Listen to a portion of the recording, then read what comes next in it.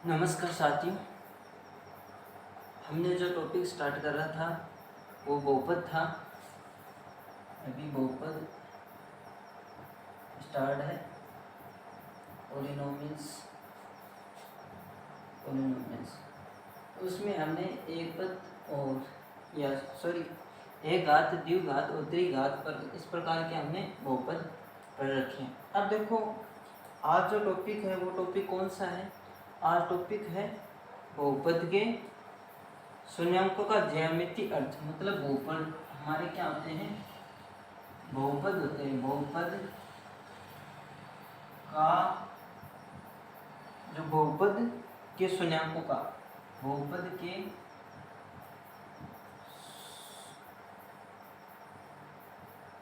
शून्यांकों का ज्यामितीय निरूपण या अर्थ अर्थ अर्थ ये हमारा टॉपिक है आज का, बहुपद के शून्यांकों का ज्यामितीय अर्थ। अब देखो हमने बहुपद में एक घात, द्विघात और त्रिघात प्रकार किस प्रकार के हमने घात के आधार पर बहुपद पढ़े थे। अब देखो बहुपद के अंदर हमने अगर जो 3-4 क्लास बनाई थी, अगर उसका बेसिक एकदम अच्छी तरह से क्लियर होगा तो ये जो बहुपद आज हम जो ज्यामितीय जो अर्थ पढ़ते हैं वो बिल्कुल ही आसान होगा, एकदम ही इजी वे के अंदर होगा। तो इसमें कोई मुश्किल नहीं होगी। अगर हमने जो पुरानी जो 4 क्लास या 3 क्लास बनाई हैं उसमें हमने बहुपद की ऐसी कोई सी चीज़ नहीं छोड़ी है जिसका हमने कोई समझाया नहीं है। हर चीज़ एक मतलब जीरो लेवल से एकदम हाई लेवल की ओर टर्न कर रहे हैं हम, तो जीरो लेवल से हाई लेवल की ओर आपको लेके चल रहे हैं। अब देखो बहुपद के शून्यांकों का ज्यामितीय अर्थ। सबसे पहले हमें ये पता होना चाहिए कि ज्यामितीय अर्थ होता है क्या है। ज्यामितीय जिस प्रकार हम कोई ज्यामिति बनाते हैं, जैसे हम ट्रायंगल की बनाते थे, वृत्त की बनाते थे, गोले की बनाते थे, इस प्रकार की कुछ ज्यामितियाँ बनाते थे। रेखा के द्वारा ज्यामितीय बनाते थे, वक्र बनते हैं हमारे। इस प्रकार के जो सिस्टम होते हैं उसे हम क्या कहते हैं? ज्यामिति। अब देखो बहुपद के शून्यांक होते हैं, उसका ज्यामितीय अर्थ ये है कि उस बहुपद को हम जो हमारी जो ग्राफ है, ग्राफिकल सिस्टम है, उसके थ्रू आउट हम क्या नहीं कर सकें कि बहुपद के जो शून्यांक को हम पता लगा सकें कि ये हमारे बहुपद हैं या नहीं। मतलब इसके शून्यांक जो हमने बहुपद लिया उसके शून्यांक क्या है, जो उसको हम ग्राफिकल जो सिस्टम या मतलब ग्राफिकल अप्रोच सिस्टम के थ्रू आउट हम इस चीज़ को सीखेंगे। ठीक है, तो बहुपद के शून्यांकों का ज्यामितीय अर्थ। अब सबसे पहले हमने इसका जो शून्यांकों का अर्थ मतलब इसको हम ग्राफिकल सिस्टम से रिप्रेजेंट करेंगे। तो सबसे पहले तो एक थोड़ा सा बेसिक हमें पढ़ना जरूरी है कि कौन से बहुपद का हम ज्यामितीय अर्थ निरूपण करते हैं। मतलब वैसे तो हमारे जो आपकी जो 10th क्लास है वहाँ तक मतलब आपके जो द्विघात बहुपद समीकरण है वहाँ तक ही क्वेश्चन छपता है, लेकिन एक क्वेश्चन ऐसा भी है जो त्रिघात बहुपद का भी हमें दे रखा, लेकिन अधिकतर ये होता है कि द्विघात तक एग्जामिनर पहुँचता है क्वेश्चन बनाने के लिए। अब देखो बहुपद के शून्यांकों का ज्यामितीय अर्थ। सबसे पहले हमें पता है कि बहुपद होते कितने प्रकार के हैं घात के आधार पर, उसके ही हम क्या बनाने जा रहे हैं, उसके ही हम क्या बनाने ज्यामितीय अर्थ बनाएंगे। पहले हम जो एक चीज़ हमें सीखनी होगी वो क्या क्या सीखनी होगी। सबसे पहले हमें पढ़ रखा है कि रेखिक बहुपद। कौन सा बहुपद? रेखिक, जिसे हम लीनियर बोलते हैं, रेखिक बहुपद। रेखिक बहुपद। दूसरा जो बहुपद पढ़ रखा हमने कौन सा? द्विघात बहुपद। और 3 नंबर पर पढ़ रखा हमें त्रिघात बहुपद। अब आपको पता है कि रेखिक बहुपद किसे कहते हैं, द्विघात बहुपद किसे कहते हैं, त्रिघात बहुपद किसे कहते हैं, क्योंकि इसका जो हमने जो हमारी जो पीछे की जो वीडियोस बनाई हुई हैं उस वीडियोस के अंदर एकदम क्रिएटिवली और एक आसान तरीके से इन चीज़ों को एग्जाम्पल के थ्रू आउट इसको अच्छी तरीके से मतलब समझाया हुआ है। तो हमें रेखिक बहुपद, द्विघात बहुपद और त्रिघात बहुपद, ये हमारे पास 3 बहुपद है। इन तीनों बहुपदों का हमने क्या करना है? ज्यामितीय अर्थ मतलब ग्राफिकल सिस्टम से हमें ये दर्शाना है कि इसके शून्यांक कितने बनने वाले हैं। अब देखो इसके अंदर भी मैं ट्रिक बताऊंगा कि हम डायरेक्ट भी अगर ग्राफ नहीं बनाकर हम डायरेक्ट भी बता सकते हैं कि इसके शून्यंक क्या बनेंगे। ठीक है, तो रैखिक बहुपद किसे कहते हैं? द्विघात बहुपद और त्रिघात बहुपद। सबसे पहले हम स्टैंडर्ड इक्वेशन लिखेंगे। कौन सी स्टैंडर्ड इक्वेशन? स्टैंडर्ड जो पॉलिनोमियल्स है वो लिखेंगे। तो ये स्टैंडर्ड पॉलिनोमियल्स होता है y बराबर बी एक्स, रैखिक बहुपद का होता है ए एक्स प्लस बी। देखो रैखिक बहुपद का यही होता है स्टैंडर्ड पॉलिनोमियल्स। ठीक है, और स्टैंडर्ड पॉलिनोमियल्स द्विघात का क्या होता है? y बराबर पी एक्स बराबर A X square plus B X, sorry हाँ बी द्विघात बी एक्स प्लस सी, ये होता है हमारा द्विघात का। त्रिघात का क्या होता है? स्टैंडर्ड पॉलिनोमियल्स क्या होता है? y बराबर पी एक्स बराबर ए एक्स की cube plus B X square plus C, ये होता है हमारा त्रिघात। देखो ये कौन सा पॉलिनोमियल्स हो गया? रैखिक बहुपद। कौन सा पॉलिनोमियल्स हो गया? रैखिक बहुपद। ये द्विघात और ये त्रिघात। इन पॉलिनोमियल्स के अंदर एक खास बात ये है कि इसके अंदर जो a की वैल्यू है, a की वैल्यू कभी भी जीरो नहीं होनी चाहिए। तो हम यहाँ पर लिखेंगे here a is not equal to zero. इसमें भी लिखेंगे here a is not equal to zero. तभी ये हमारा कौन सा बहुपद बनेगा? रैखिक बहुपद बनेगा, ये द्विघात बहुपद बनेगा। और a not equal to zero तब हमारा क्या बनेगा? त्रिघात बहुपद बनेगा here। अब देखो ये हो गया हमारा रैखिक बहुपद, ये हो गया द्विघात बहुपद, ये हो गया त्रिघात बहुपद, और तीनों बहुपदों के हमने स्टैंडर्ड फॉर्मूला लिख लिए। अब देखो हमें तो ज्यामितीय अर्थ से रिप्रेजेंट करना है कि कितने शून्यंक बन गए। एक्चुअल में क्या करते हैं कि इस सिस्टम के थ्रू आउट हम ये चीज़ करते हैं कि इसके शून्यंक कितने बनने वाले हैं। ठीक है, अब ये तो ज्यामितीय अर्थ के थ्रू आउट हमने रैखिक बहुपद, द्विघात, त्रिघात बहुपद बना दिए, स्टैंडर्ड सिस्टम लिख लिया। अब इसके कुछ एग्जाम्पल, एक एग्जाम्पल लेके मैं आपको बताऊंगा कि कौन क्या क्या बनने वाले हैं इस पॉलिनोमियल्स के शून्यंक। ठीक है, एग्जाम्पल। अब देखो एग्जाम्पल लिखूंगा तो मैं सबसे पहला एग्जाम्पल लिखने वाला हूँ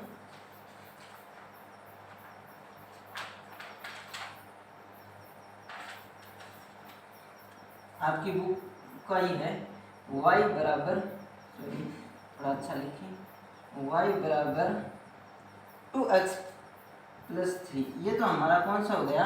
रैखिक बहुपद। क्योंकि रैखिक बहुपद में मैं यही तो बताया कि जिसके अंदर अधिकतम घात क्या हो? एक, उसे हम क्या कहते हैं? रैखिक बहुपद। तो इसमें अधिकतम घात क्या है? एक है। और द्विघात बहुपद जिसमें अधिकतम घात क्या हो? दो। उसका एग्जाम्पल क्या है? y बराबर x square minus 3x minus 4। ये एग्जाम्पल हम कर भी चुके हैं और आज इसको ग्राफिकल सिस्टम के थ्रू आउट भी हम आपको शून्यंक निकालने की प्रोसेसिंग बताएंगे। देखो एक मिनट थोड़ा और कर लेता हूँ मैं एग्जाम्पल। y बराबर एक्स की क्यूब माइनस 4x है, y एक्स की क्यूब माइनस 4x ये है। अब देखो हमने शून्यंक निकालने की कोशिश की थी। शून्यंक कैसे कैसे निकाले? रैखिक बहुपद को हम तो डायरेक्ट शून्यंक निकाले, उसके बाद में हमने फॉर्मूला भी बनाया। कुछ ऐसी x मतलब कुछ ऐसी x वास्तविक संख्या हम उसके अंदर रखेंगे जिसके कारण पॉलिनोमियल्स की जो वैल्यू होती है वो क्या हो जाए? जीरो हो जाए। ऐसी वास्तविक संख्या इस पॉलिनोमियल्स के अंदर रखेंगे जिसकी वजह से ये पॉलिनोमियल्स हमारा क्या हो जाए? जीरो हो जाए। और जीरो होने के, जब जीरो पॉलिनोमियल्स होता है तो उसका जो x है, जो वास्तविक संख्या हमने पुट अप की है, प्रतिस्थापन किया है, वो हमारा क्या कहलाता है? शून्यंक कहलाता है। इसका जो रैखिक बहुपद है उसका इसका शून्यंक 1 बनेगा। द्विघात बहुपद है, इसका शून्यंक क्या बनेगा? 2 बनेंगे। त्रिघात बहुपद है, इसके 3 शून्यंक बनेंगे। ठीक है, अब देखो रैखिक बहुपद क्या बनाता है? रैखिक बहुपद एक लाइन ड्रॉ करता है, ओनली एक स्ट्रेट लाइन ड्रॉ करता है, मतलब रैखिक लाइन बनाता है, रैखिक रेखा बनाता है, सॉरी रेखा। ये तो हम क्या बनाएगा? हमेशा इसका जो वक्र की बात करें जिसे हम कर्व कहते हैं, इसका वक्र तो क्या होगा? रैखिक रेखा होगी। ठीक है, इसका क्या होगा? इसका होगा परवलय। इसका क्या होगा, जो इसका जो वक्र होगा वो क्या होगा, परवलय होगा, ठीक है। और इसका जो त्रिघात बहुपद का भी एक परवलय टाइप का बनेगा, ठीक है। तो वक्र मैं लिखता हूँ आपको, देखो ऐसी चीज सीखेंगे तो परवलय, जिसे प्रोबला बोलते हैं, ठीक है। परवलय टाइप का ये हमारे पास क्या बनेगा, इस प्रकार का ही हमारे पास रेखिक रेखा बनेगा, परवलय बनेगा, और परवलय टाइप प्रकार का एक जो वक्र बनेगा हमारे ग्राफ के अंदर। अब देखो हमने शून्यांक निकालने की कोशिश की, हमने शून्यांक देखो अलग अलग तरीके से निकालने की कोशिश की। इसके अंदर सबसे पहले शून्यांक निकाला था हमने प्रतिस्थापन विधि, जैसे मैंने कुछ भी ऐसी वैल्यू पुट करेंगे जिससे y की वैल्यू 0 आ जाए। दूसरा फॉर्मूला बनाया था उसके लिए रेखिक समीकरण के लिए -b/a, x बराबर -b/a, जिसे हमें क्या मिल जाते हैं, डायरेक्ट क्या मिल जाते हैं, शून्यांक मिल जाते हैं। इसके लिए हमने जो एक विधि पढ़ाई की है या फॉर्मूला है -b + -√b² - 4ac/2a, जिससे हमारे पास दो क्या बनते हैं, शून्यांक बनते हैं। त्रिघात बहुपद में जाकर समस्या हो जाती है, जिसके कारण हम क्या करते हैं, ये ग्राफिकल सिस्टम अप्रोच इसका यूज करने लगते हैं।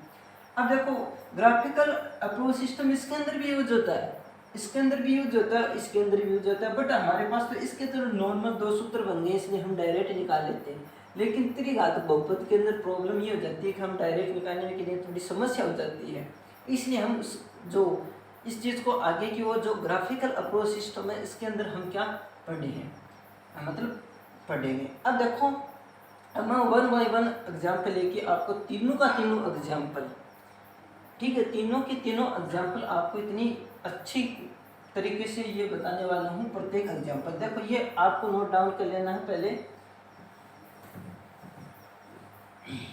उसके बाद में ग्राफ के थ्रू आउट हूँ मैं आपको क्या बताऊंगा, शून्यांक निकालने बताऊंगा। अब देखो तो एडिंग यही रहेगी, तो मैं फर्स्ट एग्जाम्पल कौन सा है मेरा, फर्स्ट एग्जाम्पल है मेरे पास एग्जाम्पल नंबर फर्स्ट। सबसे पहला एग्जाम्पल नंबर फर्स्ट है वो किसका था, रैखिक समीकरण का था। उस समीकरण का नाम क्या है, y बराबर, जिसे हम px भी बोल सकते हैं, y बराबर px और 2x + 3, ये था। ये किसका है, देखो यहाँ पर लिख लो, रैखिक समीकरण का है, सॉरी रैखिक बहुपद का है। किसका है, रैखिक बहुपद। हमारा जो लीनियर पॉलिनोमियल्स है उसका ये एग्जाम्पल है। इसके एग्जाम्पल से मैं आपको ग्राफिकल सिस्टम के थ्रू आउट मैं आपको ये बताने जा रहा हूँ कि इसके शून्यांक कैसे निकाले जाते हैं। सबसे पहला y बराबर px 2x + 3। अब आपको ये पता है कि जब यह y बराबर 0 हो जाए, क्या हो जाए, y बराबर 0 हो जाए तभी तो पॉसिबल होते हैं। जैसे हमने लिखते थे px बराबर 0 करेंगे तभी तो पॉसिबल होते हैं पॉलिनोमियल्स आने, मतलब पॉलिनोमियल्स के शून्यांक आने। अब देखो ये चीज़ तो ठीक है, लेकिन मैंने क्या कहा कि एक ग्राफिकल सिस्टम से हम क्या निकाल लेंगे, ग्राफिकल सिस्टम से हम क्या निकाल लेंगे, शून्यांक निकालेंगे। किससे, ग्राफिकल सिस्टम से। अब आपको पता है कि जब भी ग्राफिकल सिस्टम का अगर आप लोग यूज करते हो तो आपने एक इंडेक्स बनाई है x और y के कंपोनेंट के अंदर, तो मैं x और y के कंपोनेंट के अंदर एक इंडेक्स बनाता हूँ जिसे हम सारणी बोलते हैं। जैसे देखो x, एक तो x है, x वेरिएबल है, ठीक है, और एक क्या वेरिएबल है हमारे पास y बराबर px और बराबर, देखो लिख लो कोई दिक्कत नहीं इसके अंदर, 2x + 3 ये बन रहा है, ठीक है। ये मेरे पास एक इंडेक्स बना लिया मैंने। अब इस इंडेक्स से मैं क्या करता हूँ कि px बराबर 0 हो जाए, ठीक है, ऐसा x रखूँ कि px बराबर 0 हो जाए तभी शून्यांक आने प्राप्त होते हैं। तो मैं इसके अंदर कुछ ऐसी वैल्यू रखता हूँ,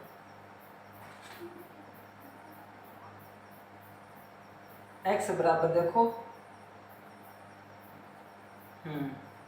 x बराबर मैं पहले रखता हूँ -2, x बराबर पहले रखता हूँ -2, तो वैल्यू आती है y की आती है -1, ठीक है। उसके बाद रखता हूँ 2 रखूँगा तो मेरी वैल्यू आएगी 7, ठीक है। देखो ये आपको रख के चेक करना है, ऐसी वैल्यू -2 2, उसके मतलब -1 साथ यहाँ पर -1 आ रहा है और 7 आ रहा है। उसके बाद में इससे थोड़ी छोटी मतलब इसके बीच की वैल्यू रखूँगा तो वो नज़दीक जाएगा, और एक ऐसी y की वैल्यू एक बार ऐसी आ जाएगी कि 0 हो जाएगी यहाँ पर। तो मैं दूसरा जो कोऑर्डिनेट है वो क्या रखता हूँ, -3/2। -3/2 रखूँगा तो y की वैल्यू 0 आ जाएगी। क्या आ जाएगी, -3/2 रखा तो y की वैल्यू क्या आ गई, 0 आ गई मेरे पास। और यहाँ पर हमें x की वैल्यू 0 रखने की कोई ज़रूरी नहीं है, क्योंकि x की वैल्यू 0 रखेंगे तो ये 3 बन जाएगा। ठीक है, अब देखो ये सिस्टम आया। अब आपको पता है कि y बराबर 0 आ रहा है ग्राफ में। अब देखो ग्राफ को भी मैं ड्रॉ करूँगा, लेकिन x बराबर -2, -1, 2 और 7। अब आपको पता है कि -1 और 7 के बीच में ही 0 पॉसिबल होगा, और y बराबर 0 होता है तभी क्या होता है, शून्यांक बनता है। y बराबर, इसे हम लिखते हैं y बराबर px बराबर 0। अब आपको पता है कि जहाँ पर y की वैल्यू 0 आ जाए या px की वैल्यू 0 आ जाए तभी तो उसके शून्यांक बनने स्टार्ट होते हैं। तो देखो मैंने क्या किया, -x बराबर मैंने ऐसी वास्तविक संख्या रखी -2 और 2। ठीक है, तो -2 रखी तो -1 आया, और 2 रखी तो पॉजिटिव हुआ। अब देखो -2 इसके बीच में एक ऐसी संख्या विराजमान है जो 0 को लेके आएगी। तो मैं खूब सारे ऐसे एक्सपेरिमेंट किया, मतलब वैल्यू पुट रख रखी, तब मेरे को पता चला कि -3/2 रखूँगा तब इसकी वैल्यू क्या आएगी, 0 आएगी। अब मैं क्या करता हूँ, इसको ग्राफ से दर्शाता हूँ। इसको क्या ग्राफ से दर्शाता हूँ, देखो इंडेक्स से मेरे को पता चल गया, इस इंडेक्स से पता चल गया है कि इसकी जो मेरे पास जो शून्यांक है वो कौन सा है, क्योंकि रैखिक समीकरण है तो शून्यांक तो यही बनेगा इसका। ठीक है, क्योंकि y बराबर 0 आ जाए तो वहाँ पर शून्यांक बनने शुरू हो जाते हैं। मतलब y बराबर 0 आ गया, शून्यांक होगा इसका माइनस। ऐसी जो वास्तविक संख्या हमने प्रतिस्थापन की जिससे हमें शून्यांक प्राप्त हो गया। ठीक है, -3/2 उसे हम 0 प्राप्त हो गया, उसे हम शून्यांक कहते हैं। अब देखो मैं इसको ग्राफ से आपको दिखाता हूँ, तो आप इसे ग्राफ में अच्छी तरह से क्या करेंगे, ड्रॉ करेंगे। अब आपको पता है कि इसे मैं कहता हूँ 0, इसे कहता हूँ 1, इसे कहता हूँ 2, इसे कहता हूँ मैं 1, इसे कहता हूँ 2, माइनस 1 और 2, माइनस 1 और 2। ठीक है, देखो ग्राफिकल सिस्टम से भी आपको पता होना चाहिए ये कौन सा है हमारा x, ये कौन सा है y। अब ये सिर्फ एक ग्राफ ही बनाऊंगा और ग्राफ नहीं बनाऊंगा क्योंकि इसमें टाइम ज़्यादा लगता है। इस ग्राफ से आपको समझना होगा। देखो पहला कंपोनेंट क्या आया, पहला कंपोनेंट आया -2 -1, तो -2 और -1, इस कंपोनेंट को मैं बोलूँगा x का तो आया, सॉरी ऐसा नहीं है, y का है। ठीक है, ये कंपोनेंट नहीं है, x का तो है हमारे पास 2 और y का है -1, तो यहाँ पर आएगा ये कंपोनेंट x का -2 और 1। ठीक है, माइनस में। उसके बाद में x का 2 ये चलो। ठीक है, और 3 4 5 और 6 7 इस प्रकार हमारा यहाँ पर मैं मान के चल जाता हूँ कि 7। ठीक है, 2 कंपोनेंट हो गए। सबसे पहले मैं इस कंपोनेंट को क्या करूँगा, इस रेखा को मैं मिलाऊंगा। तो ये इस रेखा को मिलाऊंगा ना, इस रेखा को जब भी मैं मिलाऊंगा, ठीक है, तब यहाँ पर एक ऐसा बिंदु आएगा, देखो सही कटा या नहीं कटा उसका आप बाद में ध्यान करना। -3/2 और 0 ये x के ऊपर आएगा, जिसके अंदर y की वैल्यू तो दोनों तरफ क्या होगी 0, y की तरफ तो हम जा ही नहीं सकते, और x की वैल्यू हमारे पास -3/2, मतलब इसके बीच में 3/2 मतलब 1.5 माइनस 1.5 और 1.5 इसके बीच में यहाँ पर लगभग यहाँ पर पाई जाएगी। तो यहाँ पर जो ये हमारी x रेखा है, इस x रेखा के अकॉर्डिंग ये अभी जो हॉरिजॉन्टल लाइन है मतलब क्षैतिज रेखा है, उसके साथ वर्टिकल हमने क्या की, वर्टिकल हमने ऐसे डाले, ऐसे हमारी ग्राफ होती है। ठीक है, वर्टिकल लाइंस डाली।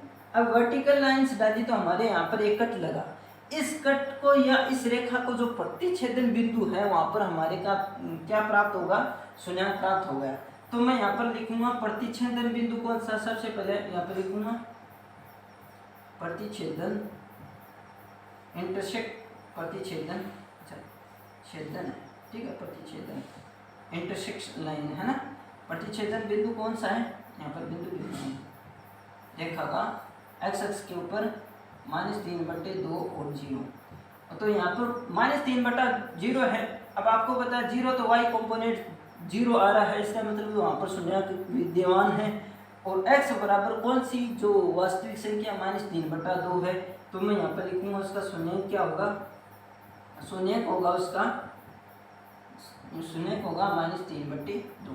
देखो प्रतिच्छेदन ग्राफिकल सिस्टम से मैं आपको ये दिखा दिया कि इसका ये ग्राफ बनेगा, यहाँ पर ये पॉइंट बनेंगे और ये हमने क्या बना दी, इसके इंडेक्स बना दी, ठीक है, सारणी बना दी, इसकी इंडेक्स बना दी मैंने। ये इंडेक्स के थ्रू आउट आपको पता चल गया कि ये हमारे 3/2 तो शून्यांक है इसका, और ये प्रतिच्छेदन बिंदु है जो एक्स के रेखा के ऊपर, और जो हॉरिजॉन्टल लाइन के और वर्टिकल लाइन है एक्स के रेखा के ऊपर, वहाँ पर जो कट लगता है।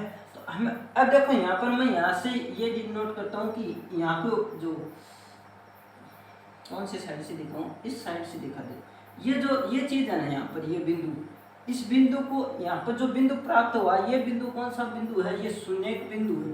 बस ये ग्राफ में ये हमें दिखाना होता है, शून्य बिंदु।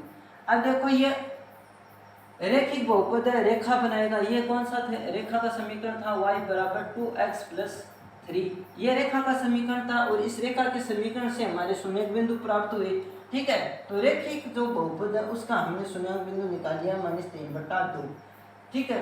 अब यहाँ ये एग्जाम्पल तो हमारा हुआ कंप्लीट। उसके बाद में देखो मैं सेकेंड एग्जाम्पल करवाता हूँ आपको, जहाँ पर y = 0 प्राप्त हो जाता है ना, वहाँ पर उसका शून्यांक बनना बहुत जरूरी है, वहाँ पर शून्यांक बनेगा, ठीक है। और शून्यांक कौन बनता है, x बनता है, क्योंकि x एक क्या है, प्रतिस्थापन एक वास्तविक संख्या है, ठीक है, ठीक है।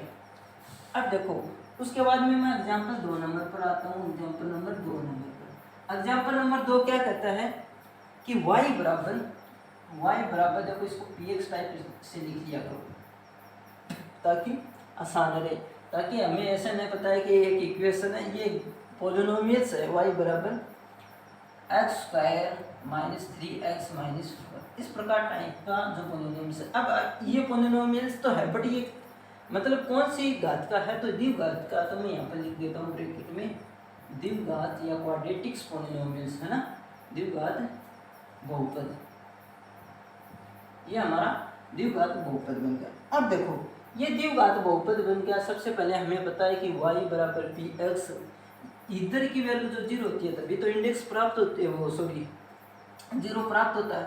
तो मैं इसकी भी क्या बनाता हूँ, इंडेक्स बनाता हूँ। अब देखो इंडेक्स मतलब उसकी सारणी बना रहा हूँ। अब देखो हमने तो द्विघात के कौन सी मेथड से पढ़ रखा है, हमने पढ़ रखा है जो मेथड है वो है एक जो फॉर्मूले से है -b+ श्रीधराचार्य विधि से -b + -√b² से, उससे हमने क्या पढ़ रखा है, शून्यांक निकालना। लेकिन अब हम कौन इंडेक्स मतलब ग्राफिकल अप्रोच सिस्टम से हम क्या निकालेंगे, या ज्यामितीय जो का अर्थ है उसके थ्रू आउट हम क्या निकालेंगे, इसके शून्यांक निकालेंगे, ठीक है। अब देखो सबसे पहले x को मैं लिखता हूँ ऊपर, उसके बाद में आपको पता है क्या चलता है, y या px बराबर x² - 3x - 4, ठीक है, ये चलता है हमारा। और यहाँ पर मैं लगाता हूँ इसका कॉलम बना देता हूँ। अब देखो कुछ वैल्यू आपको चूज करनी होंगी, जो क्या होनी चाहिए, देखो एक सिस्टम होता है हमारा ये। अब देखो मैं x की वैल्यू ऐसी रखूंगा कि मेरे पास जो इधर से और इधर से वैल्यू y की वैल्यू 0 की तरफ आनी चाहिए, मतलब वो 0 की तरफ टर्न होनी चाहिए। 0 की तरफ ही हमें क्या मिलता है, 0 क्या मिलता है हमें 0 हमें मिलता है, 0 के ऊपर हमें शून्यांक मिलता है, अदरवाइज कहीं पर शून्यांक नहीं मिलता है, 0 के ऊपर ही शून्यांक मिलता है। इसलिए हम क्या करते हैं, इसको y = 0 मतलब y = 0 आना चाहिए हमारा, और y बराबर जहाँ पर 0 आता है वहाँ पर क्या बन जो जितनी भी चीज़ें वहाँ पर क्या बन जाती है, शून्यांक। अब देखो मैं इसको आपको सॉल्व करके तो दिखाऊंगा नहीं, डायरेक्ट इंडेक्स का यूज करता हूँ मैं, जो बुक में दी हुई है। ये इंडेक्स आपको पता भी है, आपको बनानी भी आती है। 6 -2 सॉरी -1 और 0, ठीक है। उसके बाद में 0 -4 बुक से लिए मैंने डायरेक्ट इंडेक्स, बाकी आपको बनानी आनी चाहिए। 1 -6, ठीक है, और 2 -6 2 -6 2 -6 3 -4 3 -4 1 2 3 4 0 और ये हो गई 5 6। हाँ, अब देखो ये इंडेक्स इस फॉर्मूले से इस पॉलिनोमियल से मैंने ये इंडेक्स बना लिया, मतलब ये सारणी बना ली। एक्स की ऐसी वैल्यू रखी, देखो अब आपको पता है कि y बराबर 0 जहाँ पर मिल जाता है हमें, y बराबर 0 वहाँ पर मिल जाता है। जैसे ये मेरे को 0 मिला, यहाँ पर 0 मिला, इसका मतलब अगर वैसे तो हमें देखने की ज़रूरत है ही नहीं कि इसके शून्यांक क्या होंगे, तो शून्यांक होंगे -1 और 4, शून्यांक क्या होंगे -1 और 4। अब देखो कुछ ये चीज़ होती है कि हमें पता ही नहीं चलता है कि ये 0 -4 आ रहे हैं, कैसे आ रहे हैं। इसके अंदर देखो x की वैल्यू आपको पुट करके देखनी होगी, -2 पॉजिटिव 6 आ रहा है, पॉजिटिव 6 आ रहा है -2 रखने पर। अब अगर -3 भी रख सकते हैं, 3 से 6 से बड़ा मिलेगा हमें। उसके बाद में -2 रखा 6 आ, क्योंकि हमें 0 की तरफ अप्रोच करना है, इसलिए इसे ग्राफिकल अप्रोच सिस्टम बोलते हैं, इसीलिए इसको ग्राफिकल क्या बोलते हैं, अप्रोच सिस्टम बोलते हैं। उसके बाद में देखो -2 रखा 6 आ, इससे नीचे गए -1 पुट की तो 0 आ गया, और जहाँ पर 0 मिल जाता है वहाँ पर क्या बन जाता है, शून्यांक बन जाता है 0। उससे नीचे गए -4 आया, उससे नीचे मतलब उससे थोड़ा मतलब 0 आ गया, और 0 की तरफ मतलब थोड़ा मतलब बढ़ते गए, और इधर से हम उतरते गए, मतलब इससे बड़ी तो वैसे वैल्यू यही होती है, -2 से -1 बड़ी वैल्यू बोली जाती है, ठीक है। 0 से -4 और 1 से -6, फिर 2 पर गए -6, फिर 3 पर गए -4 और 4 पर गए 0 आ गए, फिर दोबारा रिपीट होकर फिर दोबारा 4 के ऊपर 0 आ गया। अब देखो इस दो नंबर के अलावा -1 और 4 के अलावा आप कोई भी नंबर ले लेना, 0 नहीं मिलेगा आपको। ये दो नंबर ऐसे हैं जिसके ऊपर 0 वैल्यू आ रही है, और 5 और 6 पर मतलब 5 पर 6 आ रही है। अब देखो ये तो आपने बना लिया, ये तो आपने इंडेक्स बना लिया। अब देखो इस इंडेक्स में भी आपको यहाँ पर इंडेक्स हमारी किसके लिए नहीं, लेकिन ये इंडेक्स आपको बना के रखनी है, ठीक है। और उसके बाद मैं मिटा दे देता हूँ,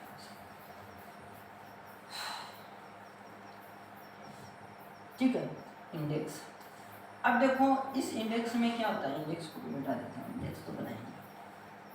अब मैं ग्राफ बनाता हूँ, इसको ग्राफ से ड्रॉ करूँगा। अब देखो मेरे पास ग्राफ क्या बनता है, मैं देखो एकदम नॉर्मल ग्राफ लिखता हूँ, क्योंकि यहाँ पर ग्राफ बनाने में टाइम बहुत ज़्यादा लगेगा, और ना ही ग्राफ को अच्छी तरह से दर्शाया नहीं जाएगा, ठीक है। तो मैं एक आपको बुक के अकॉर्डिंग ऐसा ग्राफ दिखा देता हूँ। अब देखो यहाँ पर और यहाँ पर ये दो कट ऐसे हैं, आपको पता है कि y बराबर 0 यहाँ पर ही मिल सकता है, और कहीं पर भी नहीं मिल सकता। अब आपको पता है कि y बराबर 0 और y बराबर 0, अब 0 0 वैल्यू y बराबर 1 तो आ रही थी -1, ठीक है। तो -1 तो हम इधर लिखते हैं -1, ठीक है। और 1 0 आ रही है 4 के ऊपर, 1 आ रही है 4 के ऊपर। ये दो पॉइंट ऐसे हैं जो क्या करती हैं, शून्यांक दर्शाते हैं, शून्यांक, ठीक है। ये दोनों पॉइंट, तो इसके दो शून्यक होंगे, क्योंकि द्विघात बहुपद दो शून्यक होंगे। और ये जो समीकरण है, ये द्विघात समीकरण जो परवलय को दर्शाता है, किसको दर्शाता है, परवलय को। जो y बराबर में लिख सकता हूँ इसको x² - 3x - 4, इस प्रकार मैं इसको लिख सकता हूँ। ये किसको दर्शाते हैं, परवलय को दर्शाता है, y बराबर x² - 3x - 4, ठीक है। किसको दर्शाता है, परवलय को। और ये बिंदु कौन से हो गए, मेरे शून्यक बिंदु हो गए। अब देखो यहाँ पर भी कुछ बिंदु जो हमारे जो इंडेक्स के अंदर जो एडवांस नंबर थे, मतलब जो एडवांस डिजिट थी, जैसे -2 6, वो भी यहाँ पर कहीं पर मतलब रिप्रेजेंट होंगे। और -1 0 आएगा, 0 -4 आ गया, 1 -6 हो गया, 2 -6, 3 -4 4 0 5 6, इस प्रकार कुछ वैल्यू होंगे। जैसे -2 और 6 अप्रोच सबसे ऊपर आ गई, ठीक है। -5 6 माइनस नहीं +5 6, ठीक है। उसके बाद में दूसरी वैल्यू आ गई -1 0 आ गई और 0 4, यहाँ पर थोड़ा इधर था ये 0 4, ठीक है, और 3 इस रेखा पर होगा, ठीक है। 3 और -4, उसके बाद में 1 यहाँ पर थोड़ा सा 1 और -6, उसके बाद में यहाँ पर 2 और 6। अब देखो 2 और 6 ना, 2 और -6, 2 और -6, ठीक है। अब देखो ये मैंने एक ग्राफ बना के दिखाया, इसके शून्यंक तो ये हो गए हमारे यहाँ पर। अब देखो इस ग्राफ को मैंने क्या किया, ये मेरी हॉरिजॉन्टल लाइन है, इसको वर्टिकल काटा। वर्टिकल काटा तो एक बिंदु यहाँ पर ऐसे कटा, एक बिंदु यहाँ पर कटा, जो किसके साथ, कर्व के साथ। और जो कर्व के साथ कटा वहाँ पर हमारा क्या बना, शून्यंक बना। ये हमारे क्या बनेंगे, शून्यंक, ये हमारे 2 शून्यंक बनेंगे। अब देखो इसे बोलते हैं प्रतिच्छेदन बिंदु। क्या बोलते हैं, प्रतिच्छेदन बिंदु। अब मैं यहाँ से थोड़ा सा मिटाता हूँ इसको। तो प्रतिच्छेदन बिंदु हमारे कितने मिलेंगे, अब की बार 2 मिलेंगे। प्रतिच्छेदन बिंदु, प्रतिच्छेदन बिंदु कितने मिलेंगे, 2 बनेंगे, ठीक है। 2 कौन से, एक तो मिला -1 और 0, ठीक है। द्विघात समीकरण में 2 मिलते हैं, 4 और 0। तो भाई साहब इसके शून्यंक क्या होंगे, तो इसके शून्यंक होंगे, एक तो होगा -1 पहला, और दूसरा कौन सा होगा, 4। ये 2 शून्यंक होंगे।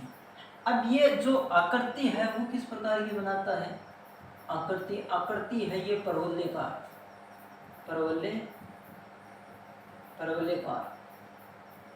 ठीक है, परवलयकार आकृति बनानी है। तो इसके हमने ग्राफिकल अप्रोच सिस्टम से हमें पता चल गया। देखो इसके अंदर हमने वो मेथड नहीं लगाया जिसे हम डायरेक्ट शून्यंक निकालते हैं, वो मेथड लगाया, कौन सा, ग्राफिकल अप्रोच सिस्टम वाला मेथड लगाया, मतलब ज्यामितीय जो अर्थ है वो मेथड लगाया। उस मेथड से हमें पता चला कि इसके शून्यंक 2 बनेंगे, ठीक है। ये द्विघात समीकरण आकृति जो परवलय आकार की होती है, ठीक है। अब हमारा जो एग्जाम्पल आ जाएगा 3 नंबर एग्जाम्पल आएगा, वो कौन सी घात का आएगा, त्रिघात। कौन सा, त्रिघात बहुपद का आएगा। इसको मैं हटा देता हूँ। 3 नंबर, अब देखो एग्जाम्पल कौन सा है, y बराबर x³ - 4x। सबसे पहले इस एग्जाम्पल कौन सा है, तो एग्जाम्पल को मैं ब्रैकेट में देता हूँ। ये त्रिघात बहुपद का एग्जाम्पल है, त्रिघात बहुपद का। चलो जी, त्रिघात बहुपद का क्या है हमारा एग्जाम्पल, त्रिघात बहुपद का एग्जाम्पल है। अब मैं क्या करता हूँ, यहाँ पर सबसे पहला इंडेक्स बनाता हूँ, क्योंकि इंडेक्स बहुत जरूरी है। यहाँ इंडेक्स बनाता हूँ, तो इंडेक्स बना लीजिए आप। ये लो इंडेक्स, x और y बराबर हमारा जो px पॉलिनोमियल है वो किस टाइप का है, x³ - 4x टाइप का। अब देखो मैं इसमें डायरेक्ट जो डाटा है वो यूज करता हूँ, क्योंकि बनाने में टाइम लगेगा। 2 0 -1 और 3 और 0 और 0 मिलती है, आपको पता ही है, 1 और -3 और 2 और 0। ये बहुत इम्पोर्टेंट है। ये क्या है, त्रिघात बहुपद। अब आपको बताया कि त्रिघात बहुपद के अंदर कितने शून्यंक बनेंगे, 3 बनेंगे। द्विघात में 2, रैखिक में 1। तो त्रिघात बहुपद में कितने शून्यंक बने, 3। अब शून्यंक कैसे पता चला कि ग्राफिकल सिस्टम से, एक तो ये बना हुआ शून्यंक, ये बना शून्यंक, एक ये बना शून्यंक। अब मैं इसको देखो कौन सी ऐसी वास्तविक संख्या प्रतिस्थापन की, x बराबर -2 प्रतिस्थापन की तब 0 आया, 0 पुट की तो 0 आया, 2 पुट की तो 0 आया। ऐसी जो संख्या थी हमने प्रतिस्थापन किया वास्तविक संख्या का, तब हमारे पास पॉलिनोमियल्स जो शून्यंक दर्शाएगा। अब मैं इसका जो ग्राफिकल सिस्टम होता है वो किस प्रकार रिप्रेजेंट करता हूँ। इसका जो ग्राफिकल सिस्टम है, थोड़ा देखो, ये ऐसे चलेगा और इस यहाँ पर 0 मूल बिंदु से 0 से होकर एंटर करता है। इसका जो ग्राफिकल सिस्टम है इस प्रकार बनेगा। ये हमारा एक्स अक्ष है, ये वाई अक्ष है, ठीक है। अब यहाँ पर तो आपको पता है कि 0 और 0, ठीक है, और यहाँ पर -2 और 0, एक शून्यंक, दूसरा शून्यंक और तीसरा शून्यंक क्या है 2 और 0। अब आपको पता है कि -2 0 0 0 और 2 0।